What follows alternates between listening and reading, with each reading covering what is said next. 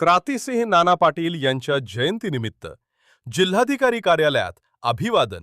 समाजसुधारक क्रांतिसिंह नाना पाटील यांच्या जयंतीनिमित्त आज सकाळी धुळे जिल्हाधिकारी कार्यालयात अभिवादनाचा कार्यक्रम आयोजित करण्यात आला होता.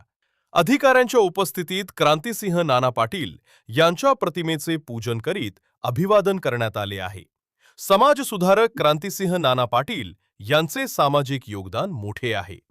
त्यांचे कार्य प्रेरणादायी असून धुळे जिल्हाधिकारी कार्यालयात क्रांतिसिंह नाना पाटील यांच्या जयंतीनिमित्तानं त्यांच्या प्रतिमेचे पूजन करीत अभिवादन करण्यात आले आहे.